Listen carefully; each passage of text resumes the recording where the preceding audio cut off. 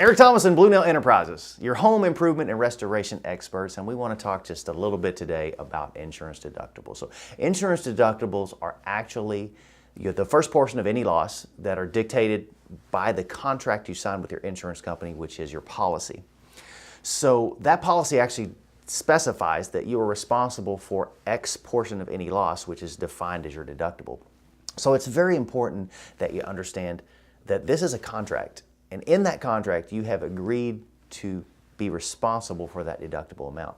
Failure to adhere to the contract is actually a breach of contract, and this can actually render that contract null and void. So unless you want to take the chance of your insurance policy being null and void, it's very important that you follow the specificities in that contract so that you're protected and that policy stays active and you can utilize it in the event that you need it and have an unfortunate event like a hailstorm or a tornado or a fire.